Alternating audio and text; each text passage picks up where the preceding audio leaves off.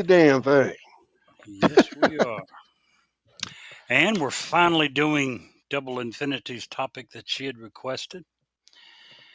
I'm sure she's thinking it took you guys long enough. So,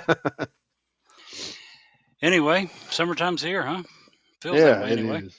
God, it's stupid. Actually, it's way, way too hot. I don't like it. Yeah. I'm already ready for fall. Um, And it's only June 1st.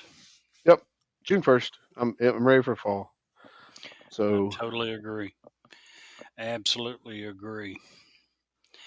By the way, Kylie, I know it took me forever. I think you left the message 2 or 3 weeks ago, but thank you so very much for your suggestion on my needing a toupee. Just wanted to say thanks for that.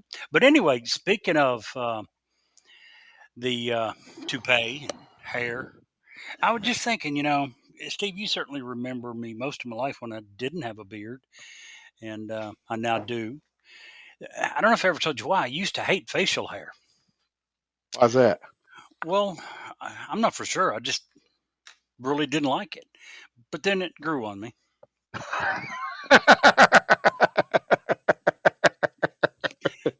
So now I have a beard. Still bald. Wow.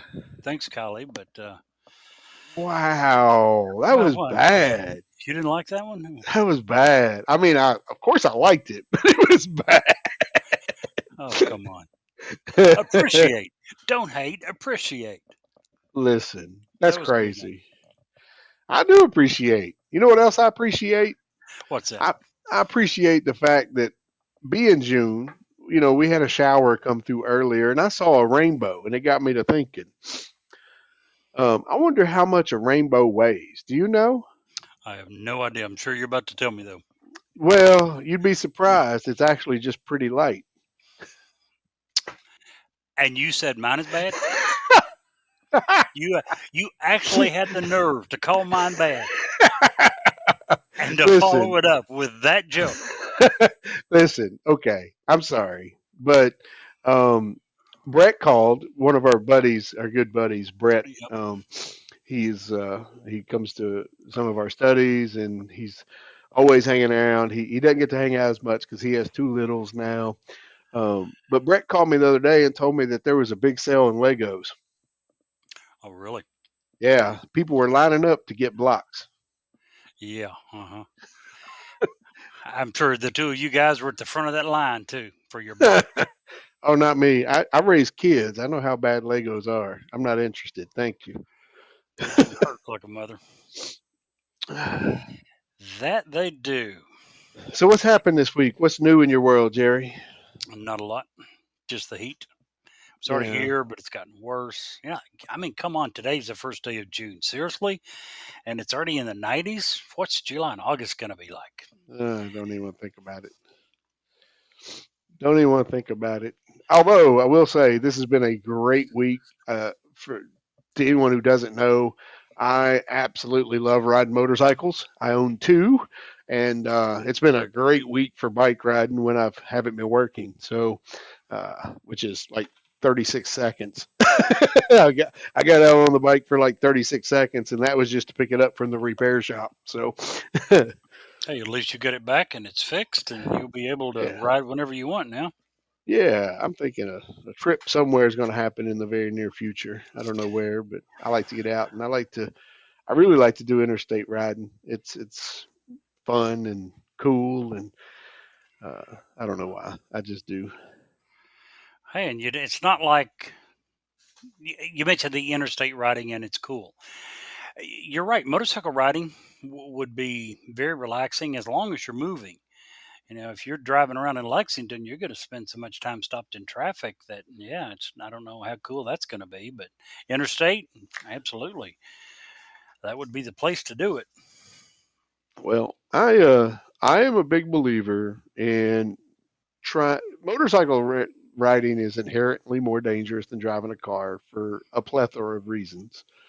Um, and we all know this. It's not. It's not. I'm just. If you don't believe that, I can show you stats after stats after stats after stats that say that is 100% the case. Sure. Mainly because drivers or people who drive cars called cages, they just don't see us. And you have to drive, you have to ride like you're never seen. You have to be in somebody's face so that they see you. You don't ride in blind spots. You get around trucks. You utilize your entire lane. And this is just a disclaimer out there. So look twice, save a life. Yep. But you always make fun of me, Jerry. Not make fun, but you always wonder how I ride with all my gear: helmet, jacket, gloves. And the reason to that is no matter how hot I get, um, I like my skin and I'd like to keep it. That's really the answer. I totally, absolutely get it. One thing that I've mentioned to you before that I want to ask again. Sure. When I left Kentucky to move to the Washington, D.C. suburbs in, let's see, the mid 90s, it was a law in the state of Kentucky that all motorcycle riders had to have a helmet. You were required by law to wear a helmet. Yeah, they changed that. When I came back, that was no longer a law. Now, can someone please explain to me in today's society when it's required that we wear seat belts, when you're inside a steel automobile that weighs, I don't know, what would you guess the smallest car weigh? No, 1,500 25. to, yeah, No, it's a ton. 2,500, 3,000 pounds. Yeah.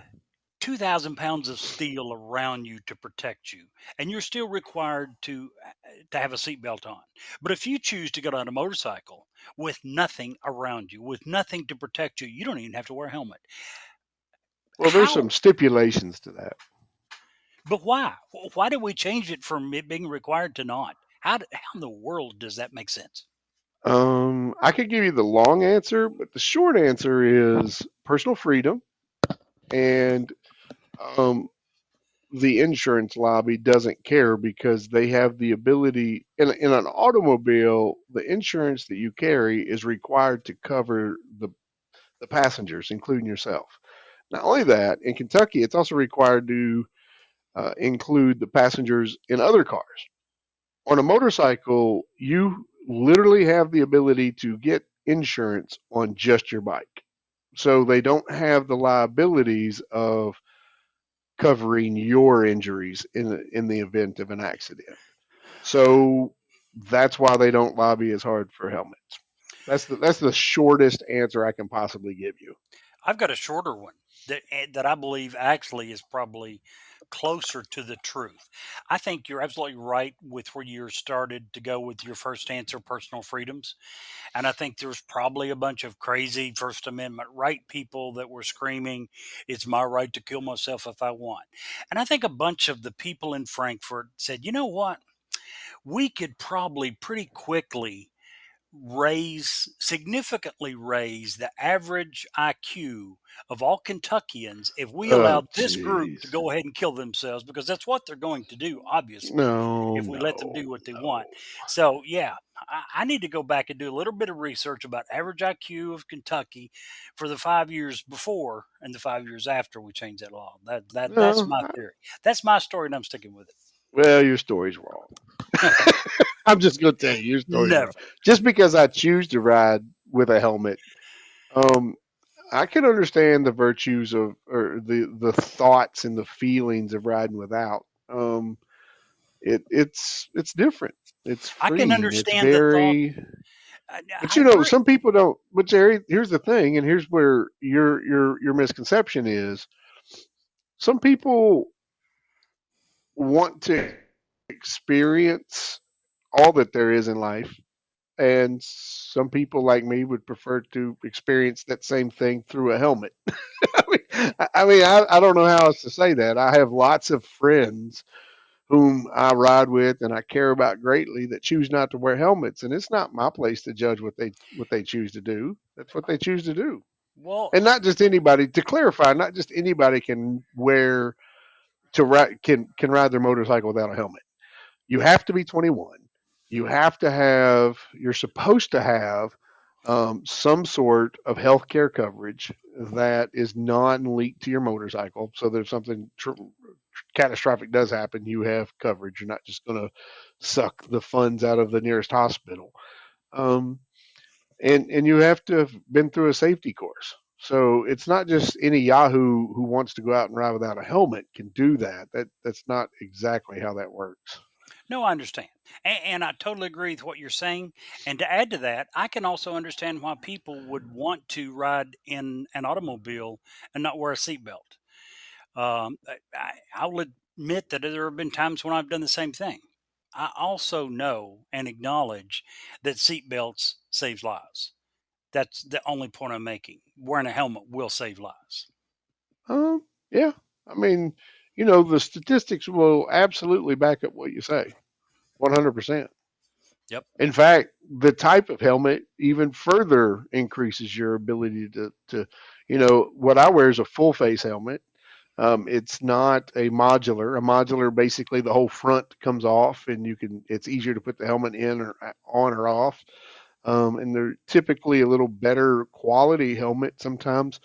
Um, but those tend to break in the back of in a bad motorcycle accident. And quite frankly, uh, studies have shown that your jaw area is the area that you most need to protect in a motorcycle. That's the for whatever reason, and God forbid I'm ever in one. I've dropped my bike 100 times. It happens. If you haven't, you will. That's just kind of the way it goes. But Yeah. if in motorcycle accidents, your jaw and the bottom half of your face is usually what's injured the most. So according to you, and you can look up helmet studies to show that, but Well, I'm um, sure.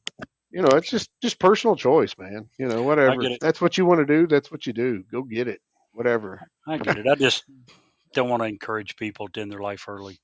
So, anyway, uh, we want to get to our topic. Yeah, no, we can do that because and we never mind. Yeah, we need to get into this topic today. Amber, one thing that happened today, which leads right into our topic, is the Amber Heard Johnny Depp case today was finalized.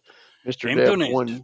It came to an end. Mr. Depp won 1,500 or 1,500, A million. $15 million, and she won 2 million in a countersuit. So net $13 million because of a really Johnny Depp. toxic relationship. So, um, Yes, it was. but Very, very toxic. it kind of opens up what's going on in this, and I just want to start by kind of quantifying, you, Jerry, and myself, we're not police officers. We're not law enforcement or have anything to do with law. And we are not psychiatrists. We don't have anything to do with mental health. Um, Very we're true. just a couple of guys that feel like we have some decent character and we have a experience uh, with some of these things. And it's hard. It's going to be tough to hear. It's going to be tough to talk about. And but I feel like we need to do that and get this topic out there a little more because I think we're going to start at the beginning this time. I think Jerry, both of us 100% agree that this topic needs more coverage, not less. Um, Absolutely agree. Absolutely agree. um, I would like to add one thing to our sure. disclaimer. Uh, I don't even know that we've given our topic out yet. We did at the end of the last one, but we're going to be talking today about domestic violence against men. Now, we do not want this small conversation that's going to take a few minutes to in any way detract from the narrative of the story. The vast majority of domestic violence is perpetrated by men against women. We're not disputing that. We're not trying to change the narrative. All we are doing is trying to say, you know what, there are two sides to this issue. And as Steve just mentioned, we don't believe that the other side of the issue gets very much coverage at all. And that is obviously domestic violence against men by women. I So, think that according to some stats, Jerry, you're going to be quite surprised at how, you say vastly. I think you're going to be surprised at some of the stats that I have, and well, it's not necessarily vastly. part of it. I did look up one statistic. It's the definition of domestic violence is very arbitrary. What if I push someone? Is that violence? What if I slap someone? Is that violence? Yeah. The extreme is homicide, right? Murder. That's as extreme as you can get. Now, In a recent survey, it showed that 77% of domestic violence homicide victims were women, and Oh wow. 96% of those suspects were male. Now, of the remaining, so I said 77% are women. Of the remaining 23% that are men, only 47% of those, only half of those, 23%, was actually committed by women. 53% of the homicides of men were committed by other men in same sex relationships. Oh So wow. when it comes to homicide, we are talking about the vast majority. Now, again, that's not of the whole domestic violence issue. This is only the ones who end up being murdered. But at least in that segment, it is vastly the men who are killing women. Yeah, that's Sorry to unfortunate interrupt. too. No, you're Very. good. You're good. And it's terrible. I mean, we're going to kind of, I hope, touch base on this. I mean, there's so much in this topic to talk about. We're going to try to knock it out in like 40 minutes. We could talk for 40 days about the different kinds, the And not even numbers, begin to cover it. and not even begin to cover it. That's 100% right. We're just going to try to scratch the surface a little bit and ultimately bring awareness, I hope. If you're listening to our podcast and some of this stuff applies to you, then you need to evaluate some stuff because you're in a situation that maybe it's not dangerous, you're not physically threatened, but are you in the best place? If you have children, are you teaching your children the best ways to be in a relationship? Absolutely. Because in domestic violence, men on women, women on men, it so many times this is the one instance that it compares to racism. Folks, if you are in a domestic violence situation, either way, and you have children, you're teaching your children that this is what quote unquote love looks like. This You're is the way it teaching your works. children that, hey, when you become an adult, when you become a teenager, these are the type of people you want to go find because this is normal. And you don't have that right as a parent, I don't think. Absolutely shouldn't. And we're going to get into that. It's the same way, racism isn't, you're not born racist. Kids' studies time and time and time again show you're not born racist. You're taught to be a racist. It's the same thing. You're not born, and maybe some studies will show that some people are more um, poised for violence, poised for control. But what pushes you over the edge is, well, mommy did that, or that's how daddy lived, you know, and that makes it okay and normalizes it in your child's mind. And you don't have the right as a parent to be that person. Sorry. And yet, at the same time, do you not think that the vast majority of people that I have known who have been in a somewhat abusive relationship, when asked why they stay, that's usually the reason. Oh, I'm just staying for the kids. And you're Okay. absolutely right. So, I'm sitting there looking at it thinking, you're staying for the kids. What in the holy hell are you teaching the kids? right. And, here's the thing and I can speak as someone who's been there on this particular issue. Okay. As as a guy who has been in that situation, who in Kentucky, and I can't speak to Alabama. I can't speak to how it is in California or Minneapolis. In Kentucky, to be a father, to try to earn custody in front of a judge is almost impossible. Very true. Almost impossible. Even if you have the best lawyer, you can go hire the best lawyer, and the lawyer, if he's a good one, he's going to tell you you're going to spend a lot of money and you're going to come out with 50% at best as far as visitation. It has to be a absurd case for you to get custody as a father in the state of Kentucky. Steve, And I hate that. Now, I do think that that's changing. I do think that the curve is starting to straighten a bit, very slowly. but Very, very. it's 2022. And just 10 years ago, Jerry, as an example, um, all of the here in the county we live in, all of the paperwork to try to get child support. as a single father was written in a way that was skewed toward the woman. Yep. The official paperwork. So that should tell you a little bit. And so in some cases, I get it. But what I'm saying is, and hopefully at some point we can during this conversation today that we can figure out some things to help people in the situation maybe start to fan out a little bit. But and if not, we'll try to touch on it later. But I don't want to hog the conversation, Jerry. So I'll Before we shut go up. any further, do Sure. you have a problem with me talking about an incident that I observed earlier? You mentioned about that you had firsthand knowledge of this. I observed a incident with you 25 years ago. You mind if I go into that a little bit? No, absolutely not. I mean, here's the thing: everything that I've been through, and everything that I went through in the past makes me who I am today. Very true. Right, wrong, or indifferent. And It's part of who you are. if somebody can learn from that, if we can help somebody through something that I've already been through, if we can prevent that, absolutely. We're wide open here. That's what this is all about. I think I mentioned on episode one that I hired you when you were 16 years old. That's how I got to know you in the first place. It was only, I don't know, 2, 3, 4 years after that.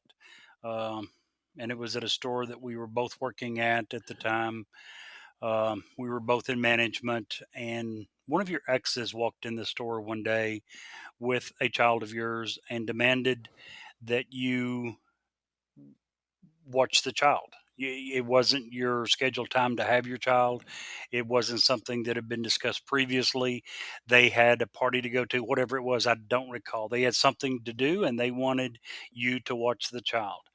You were at work. They knew that. They came to your work and came in and said, "You need to watch your child." And you said, I can. I'm at work. They argued for a few minutes and they proceeded to, whatever word you want to use, throw, toss. They were Throw. That's an accurate five, word. 6, 7 feet away, and they decided to throw your child at you and turn around and walked out. They gave you no choice. You hadn't agreed to watch the child. You hadn't agreed to relieve them of their parental responsibility. At which point they threw your child to you and turned around and left. Now, again, a minute ago you were talking about that in many cases when a parent, a father, is trying to get custody of their child, of how the system is skewed towards giving custody to the woman. Even in this case, when we had proof, you had proof. This was video recording, by the way. There was video evidence of her doing this, Yeah. and you still weren't given custody of your child for several years, even with that evidence. Basically, you weren't given custody as long as she was fighting it. That's how Correct. skewed. That's how skewed the system is towards women to give custody to women. Not only that, and just, I'm going to say this because some people get just desserts. The judge who ruled on that, Jerry, 2 years later, by the way, no, I take that back. 18 months later, I kept him for 18 months after that event. And, and finally, there was a phone call made. There was some threats made, um, on my life, on my family members' lives. And it was rough. I'm like, what? So I went to get a DVO, domestic violence order to protect us, at least to have something written down. And ultimately, when it went to court, because after a couple of weeks that you have to present in court why that is should be sustained or turned into, it was an EVO and it needed to be turned into a DVO. Long story short, I apologize. Uh, Went to present that evidence to the judge. The judge told me he didn't care about my evidence, that kids needed to be with their mom, and that was the end of that. Yep. After 18 months, he was taken away and put back with his mom. Uh, and that's real. That happened. The judge looked at me and said that. I don't care. The kids need to be with their mom. That same judge is now serving the rest of his life in prison because of Social Security fraud. So, You're right. You're right. Just results. mm, You're absolutely so correct. that's just one small instance, and fortunately, thank God, no one was hurt that particular time. And that's only one way. And again, guys, we are talking strictly in this episode. We are just talking about women on men violence. It's not saying that men aren't douchebags too, and even more so, and commit these. But the men on women violence doesn't carry the stigma. I think, in some ways, maybe it does. But from a masculine standpoint, when you were a man, oh, man, this is a hard conversation to have. Um, when you're a man, you're expected, maybe not so much today, but in past times, you have been expected to be a man's man, and to admit that, hey, I've had some things happen to me, and that's not cool. Up until very recently, wasn't cool. Yep, absolutely correct. You're beginning to get into a question that Double Infinity asked earlier, which was why is it that men do not speak out? Yeah. And I think that there's a large variety of reasons. And I think number one is probably what you just said.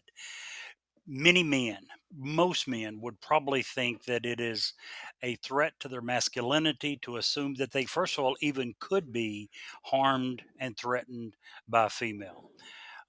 That they're not man enough to be able to even keep the woman from hurting them. But that's certainly far and away from the only reason. Another big reason I think is because of the the way the story has been woven up to this point. All we normally hear about, or the vast majority that we hear about of domestic violence, is that it is men abusing women. And I think most men are afraid that the story is going to get turned around and the question asked, what did he do to deserve this? What did he do to cause this?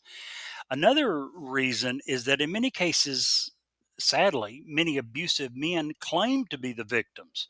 One of the best examples, O.J. Simpson, often referred to himself as a battered husband. Yeah, that O.J. Simpson, battered husband. Okay.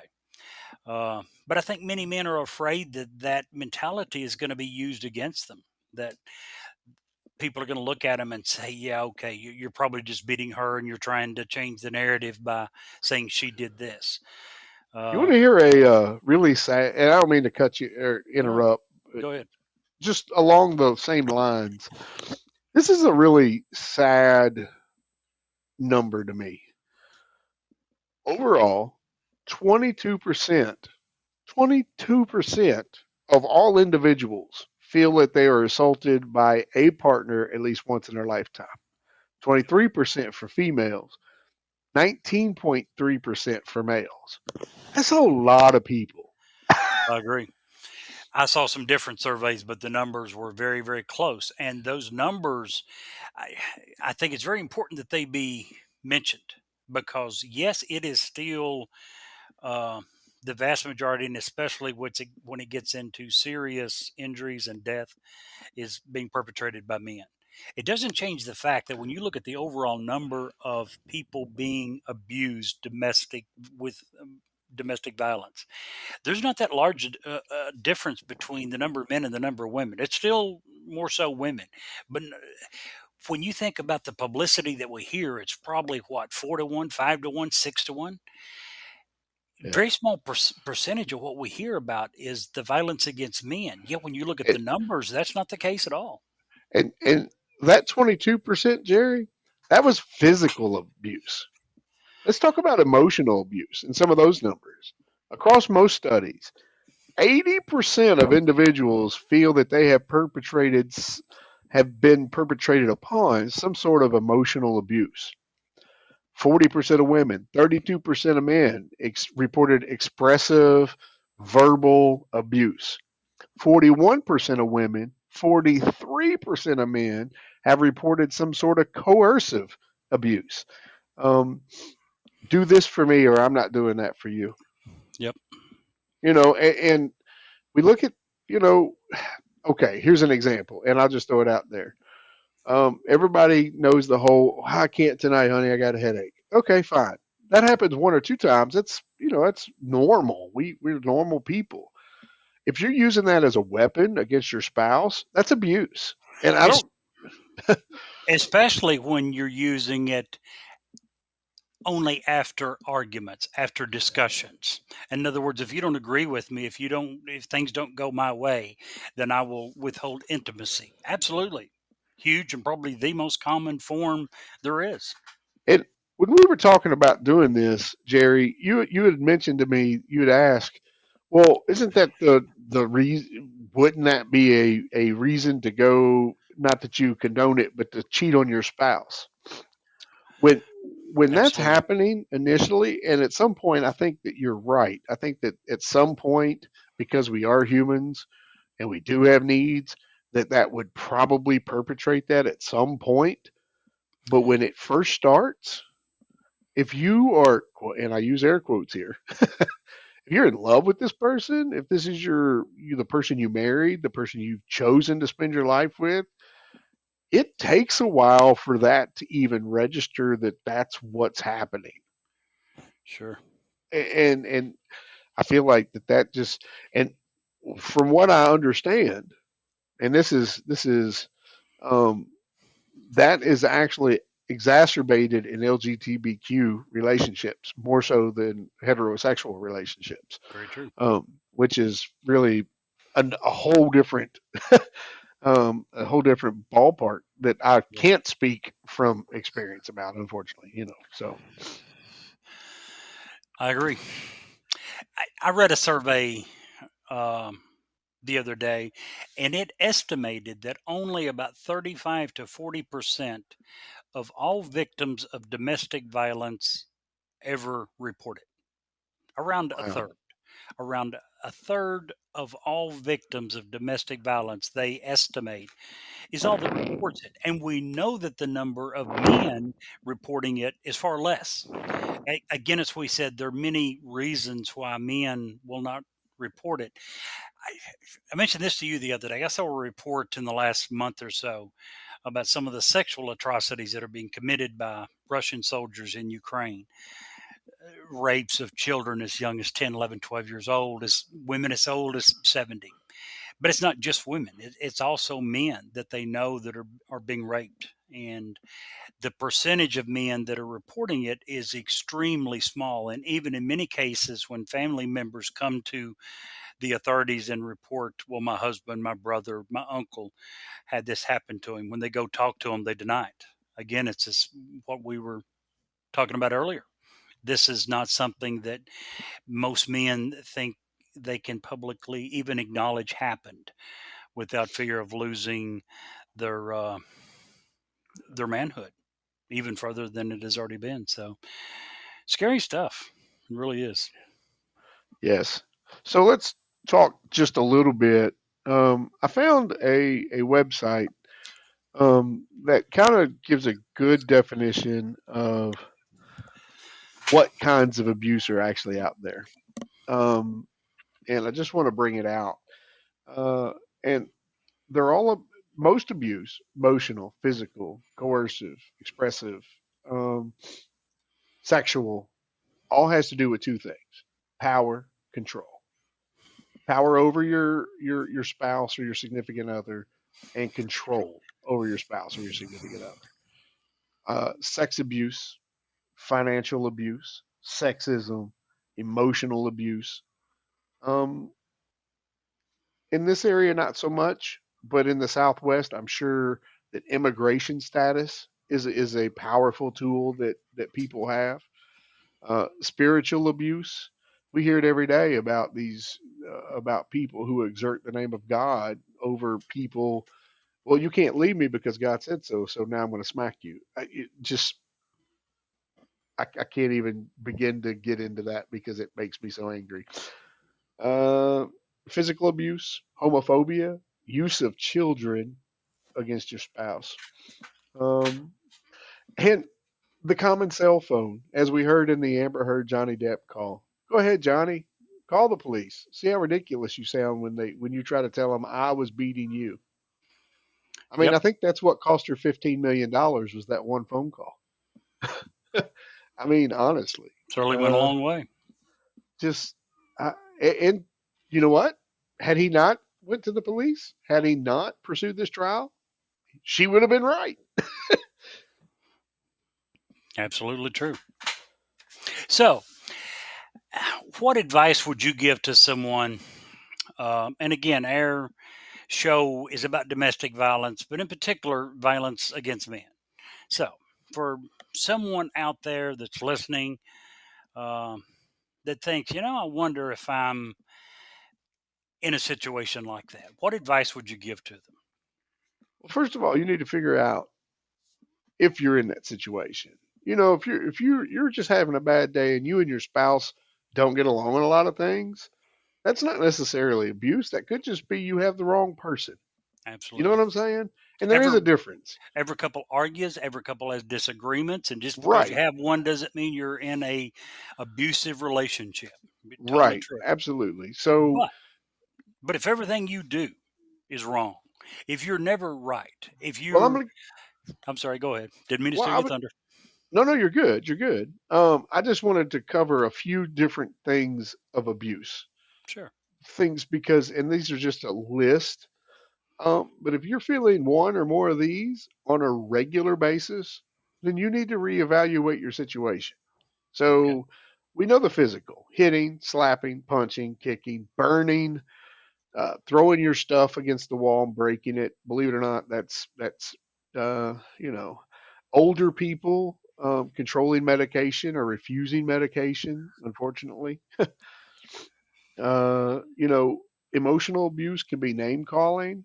You know, well, just because you think it's a pet name, if I don't like it, you need to stop.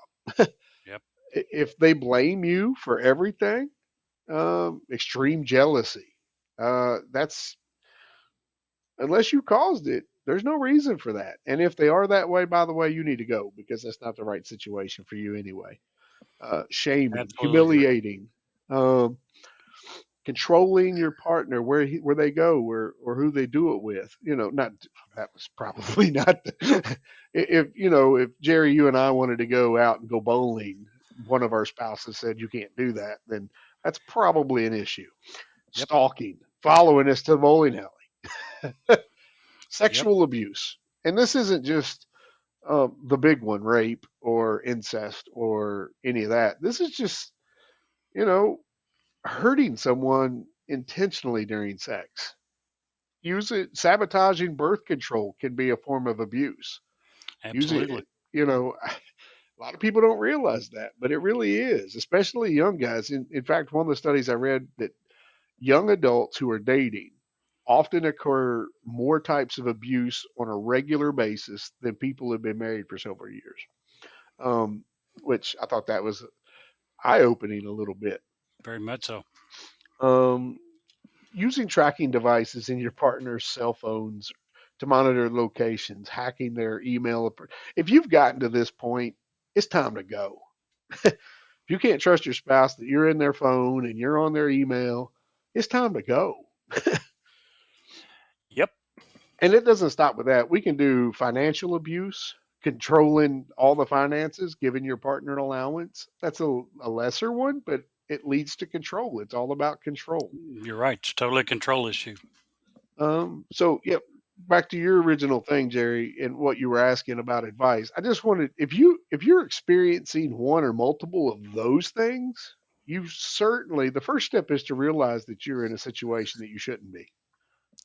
And a lot of people, young people, old people, people, as an example, I have a friend, and I won't mention names, obviously, um, that was in a relationship for a long time.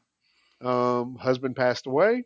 She got into a new relationship and hadn't been in a relationship for, she'd been in a relationship with one person her entire life. So, and never was exposed to any of this. And then was exposed to all of it. She ended up being with a narcissist. And wow, didn't even have a clue she was being abused because it was never physical. It was always emotional, financial, and technological. She couldn't breathe without him being there doing that. And finally, she woke up one day and said, "This is stupid. I'm out," and was able to leave that situation. But you have to realize you're in the situation. I think that's the first step. I think If the you're next step would probably be to come to the realization that it's not your fault. You're not to blame. And that's probably a hard one because in most, especially emotional, emotionally abusive relationships, they're constantly going to tell you it's your fault. You're oh, causing Jerry, this. You're making, in many cases, even the physical. You hear in so many cases of the guy who beats the woman and then, spends the next 2 hours apologizing, but telling her, what she did that made him do that. The behaviors that she had taken that caused him to get to that point, constantly making the other person think that they are at fault, that they caused this. So, yeah, absolutely, you can't blame yourself. You have to realize that you're the victim. And yeah, I think you started to say something, Steve. well, just as a victim, that's the last thing. That's the last part of healing, Jerry. That's not something that happens immediately. Unfortunately, it just doesn't. You can say it does, but that's when you know you're better. It's When when you no you longer wake blame up, yourself. when you wake up and you're like, okay, I got this. That wasn't me. That's last. That's not first, unfortunately. You know, and this is the thing. If you are a victim of abuse in any way, shape, form, or fashion, physical obviously is a struggle that I can't even begin to comprehend. Um, but if you are a victim of abuse, you you have so many emotions that have to process. And a lot of times, especially if you're a dude, you don't know where to process those emotions.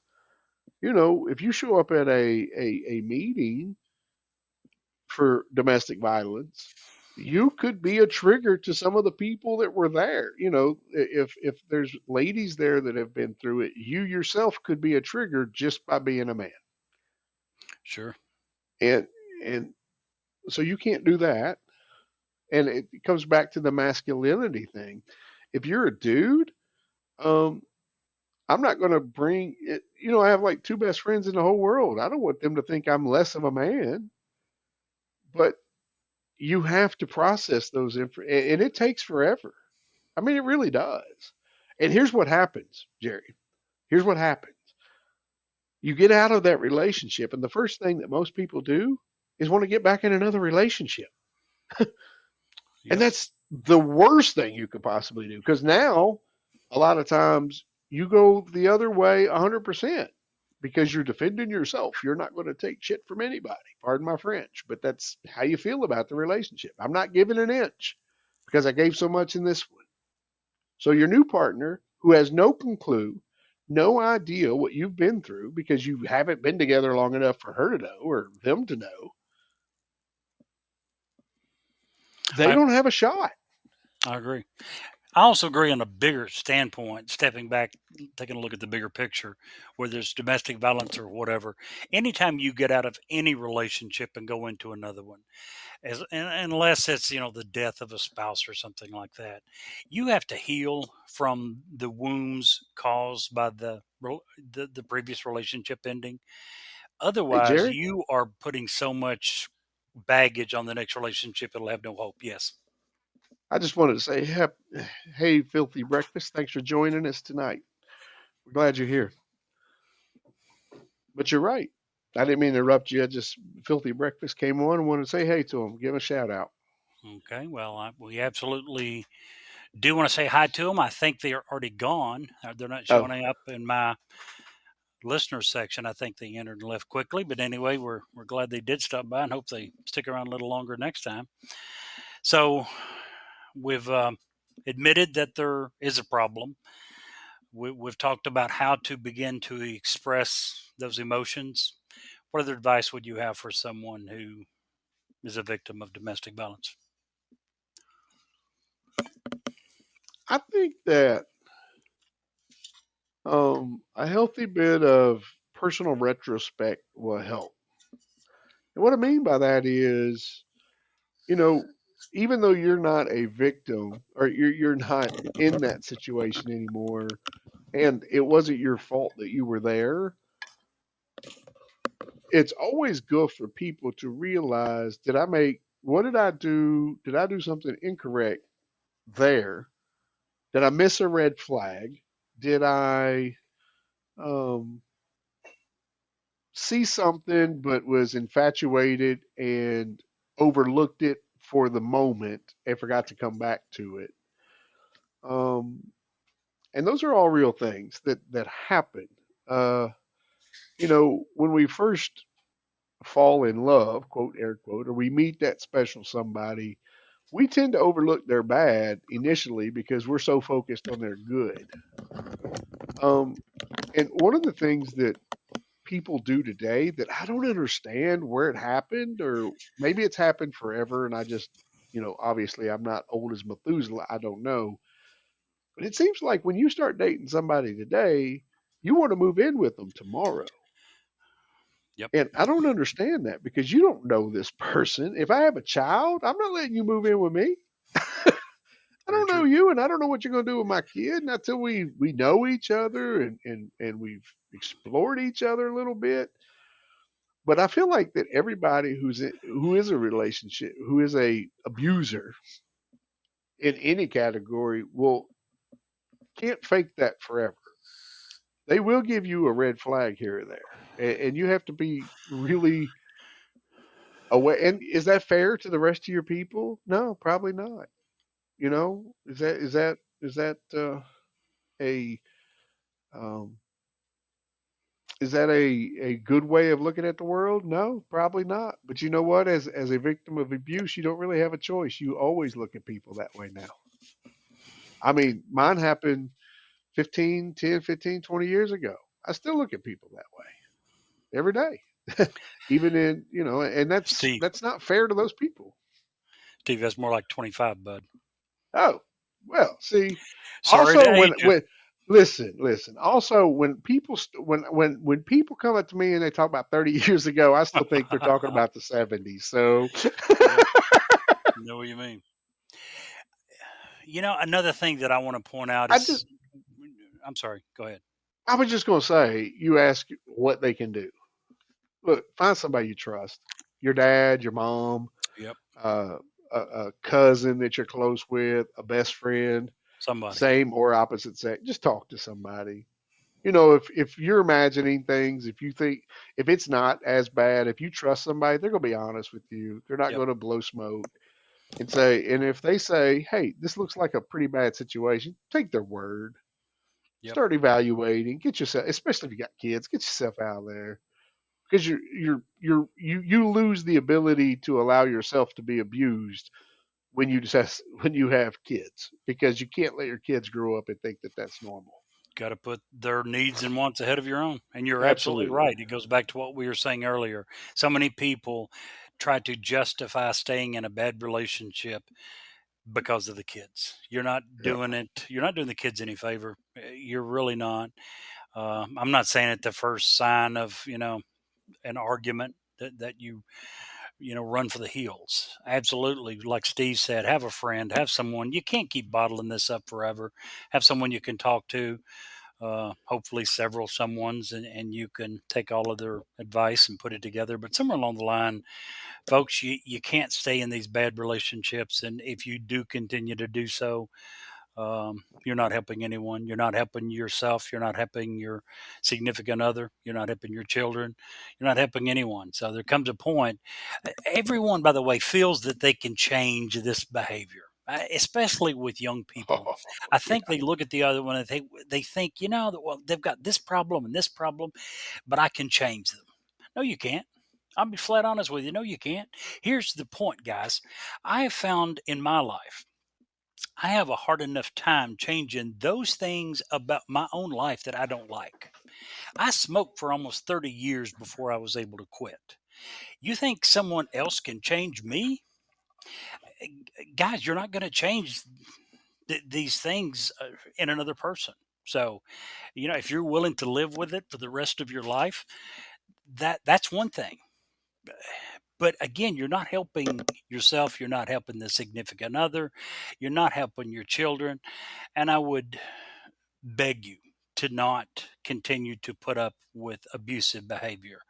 I'm not saying to give up. Go to counseling. If the other person is willing, go to counseling. Try to get help. Try to get them to sit down and talk about the problems by all means. I'm not saying give up, but I'm saying let's not be stupid. They say that the definition of stupidity is when we continue to do the things that we've always done and to expect different results. Don't do that. At least try something. It may or may not work. Go to counseling. Sit down and talk to the person. Keep a record. I think it's also another important thing to do is to begin to document what's happening. Um, when the time is right, sit down and discuss with that person some of the problems that have been going on and how you as a couple can change it and make it better going down the road. But you have to try to change something. You can't continue to go down the same path you've always been going and to expect things to change. They're not going to. I agree. And one thing we didn't even mention, Jerry, was drug abuse. Yep. Because that's a whole different ball of wax. But that's probably for a different show even. But I really hate kind of trying to wrap this show up on such a bad, sad note. I don't like it. I do too. And that's why I was hoping we could begin to try to provide some things that someone who thinks that they are the victim of domestic violence can do, some actions that they Yeah, could take that would help. Let there be some light at the end of this dark tunnel, because that's yeah. obviously what it is, a very dark tunnel. Um, It's more like Absolutely. a cyclone. It's like a big whirlpool because you're kind of toting around the outsides of it, and the further and the longer you're in it, the further and the deeper you go. And that's really the way, and it's really tough, like you said, to get out of there. People today think that they could just change. Well, if I do this and do that, it'll all be better. Yeah, it will, until you do the next thing, Yep. and then the next thing. And Absolutely. that's terrible. That's just bad. It's I bad. totally agree. So, how about um? Well, did you have anything else about that, Jerry? Because No, I've good, covered all the points that I wanted to make. good.